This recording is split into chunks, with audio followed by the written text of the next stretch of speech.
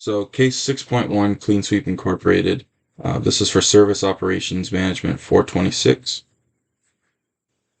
So, an overview of the case. Clean Sweep Incorporated is a custodial janitorial service, being a smaller company compared to its competition, but they do manage several major contracts of the state government offices. Their overall strength of the company is high worker productivity, being high quality work in a short period of time.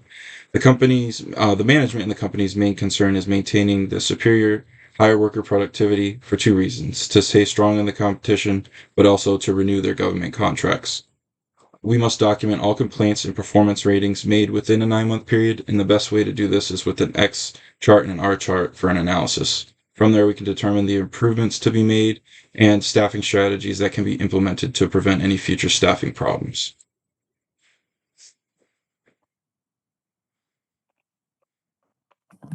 Clean Sweep is a commercial cleaning company that provides janitorial services to multiple clients. In this presentation, we're going to explore how Clean Sweeps faced growing concerns about inconsistent quality, how data was collected and analyzed using statistical processes, control methods, and what steps the company can take to improve performance. Our goal today is to understand why variations matter, identify its roots, causes, and the purpose of realistic strategies for achieving consistent, reliable service quality through continuous improvement. The organizational structure consists of 4 teams divided in containing 1 crew leader and 6 to 9 crew members, and they are managing 9 state buildings.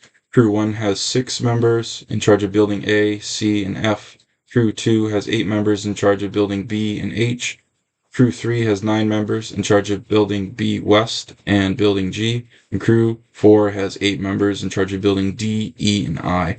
And their tasks include vacuuming, emptying the trash, mopping and buffing floors, cleaning the restroom and snack bar, and dusting the desks, all being done within an 8.5-hour workday.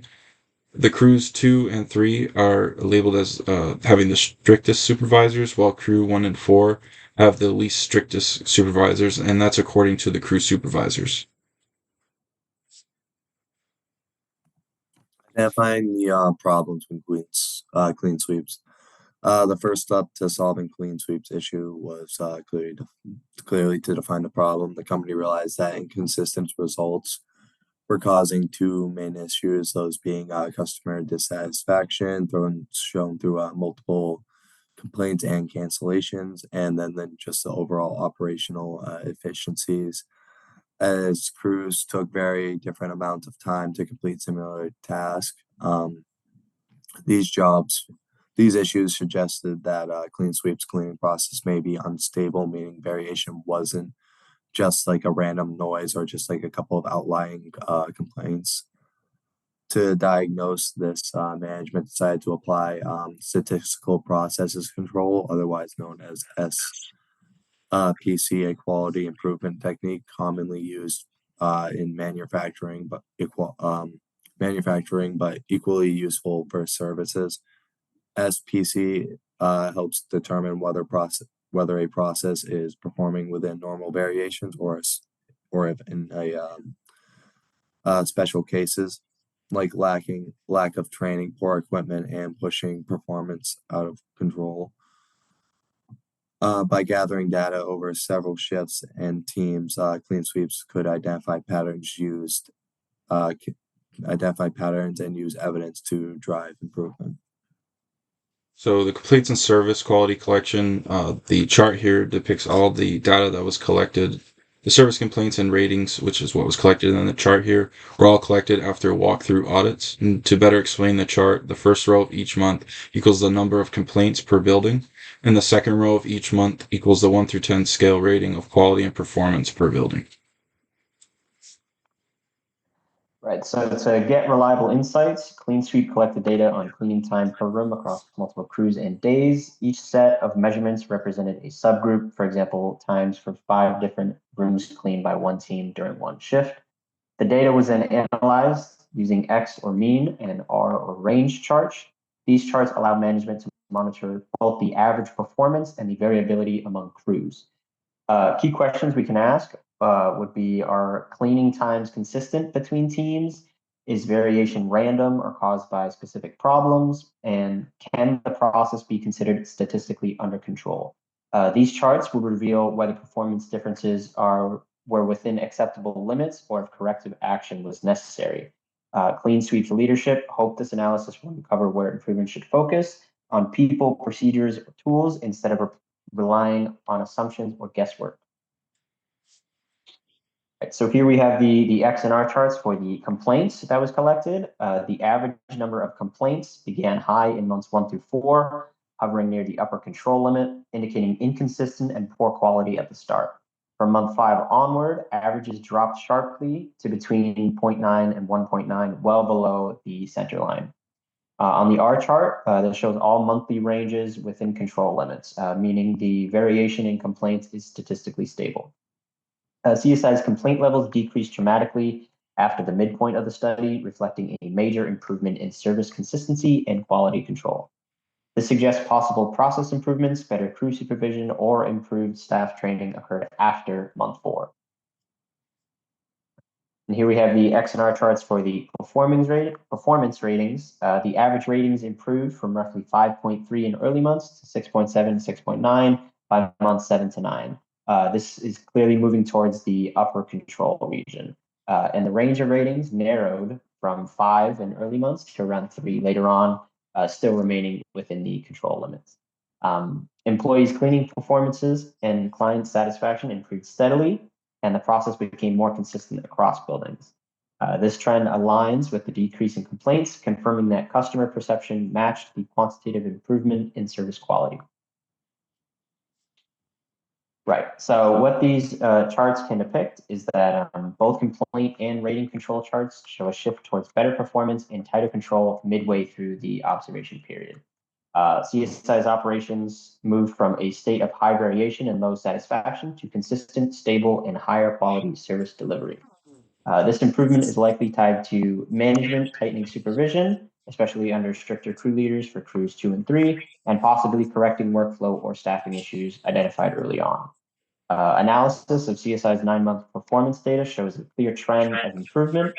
Early months indicated high complaint frequency and inconsistent ratings, but both measures stabilized and improved significantly by month 5.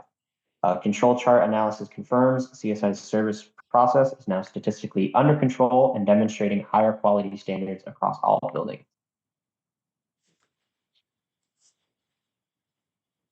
Right. So some causes of variation. After reviewing the charts, Clean Sweep identified several possible sources.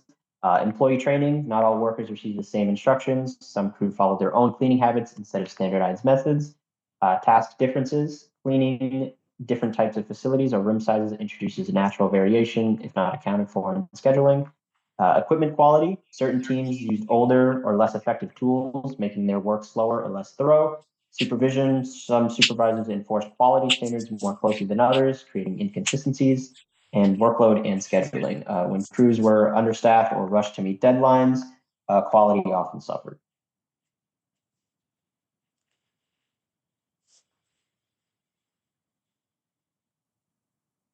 So here we have the choices of forecasting. In other words, how we predict what's likely to happen in the future. There are many ways to forecast, but most methods fall into 3 main categories: subjective models, casual models, and time series models. With subjective models, they rely mainly on human judgment and expert opinions instead of numbers. For example, the Delphi method gathers opinions from a group of experts through several rounds of surveys until they reach a consensus. Another one called cross impact analysis looks at how one event might affect another in the future. An historical analogy uses similar past situations to predict new or unfamiliar ones. These methods are useful when there isn't much data available, but you can still rely on expert knowledge. Next are causal models. These focus on cause and effect relationships between variables. For instance, how advertising spending might influence sales and how they could affect what other courses of revenue. Common types include regression models and econometric models.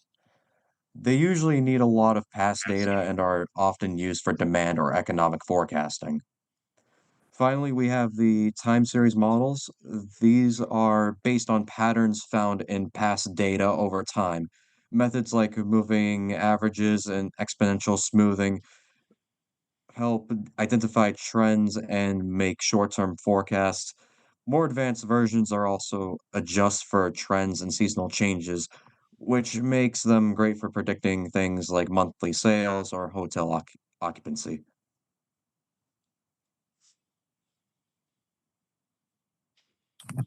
Ways to improve like service quality.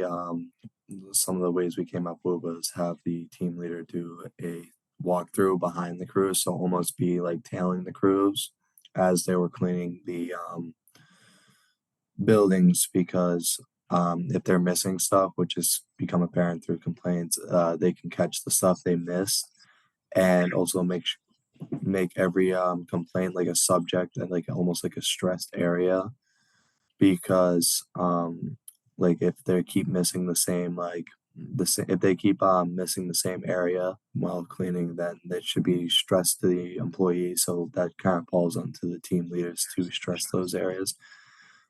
And another way we came up with was to add more crew numbers to crew 3, because most that's where they've had most of their complaints, and they cover the most square footage. So they should have a few like more people, just because they're covering more area as it is, but they're also lacking possibly because of the square footage they have to cover. And a way to do that was to take people from crews 2 and 4, because they do pretty good as it is, and they also have a lot less square footage to cover than group 3. The last thing we want to focus on is how to address the staffing problems. So just to quickly reiterate the values this company is trying to implement. They want high work productivity, they want to complete their projects in a timely manner, and they want to maintain their small workforce. So as we've seen, the charts provided displayed that the productivity and the performance quality was directly tied to changes in the management related to training or monitoring the crew and staff. So some of the things we came up with to create this higher productivity was providing staff training. Training the staff to understand what is expected of them is super important, and it creates a culture of productivity that directly matches the business mission. Clear expectation for leadership and staff. There's some inconsistencies between the strict leadership styles and the more lenient ones, and it led to a larger gap in the level of complaints. So if the company is able to provide general training as well as a consistent model for both leadership and staff, they can effectively improve this. Low variability. We noted that 3 of the groups had at least 40,000 more square feet than the other groups. And although there were changes in the group sizes, this still had a major impact on workload imbalance. So more consideration towards group sizes and group leadership. Creating an effective feedback loop is also a big thing between the staff and the leadership. And then effective leadership, they may want to consider changes in the leadership styles to be more productive. And then just to wrap it up, Clean Sweep faced variation in cleaning quality and times, causing client dissatisfaction. The data analysis using our charts confirmed that the process was not stable and that the variation exceeded acceptable limits. The root causes of this were linked to inconsistent training, equipment differences, and supervision. And then our recommendations included standardized procedures, regular monitoring, better training, and management accountability. So implementing a system, for example, like a PDCA improvement cycle, might help Clean Sweep sustain results and build a long-term culture of quality.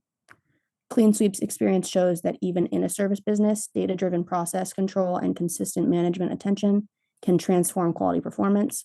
So by focusing on stability, training, and teamwork, the company can deliver reliable professional service.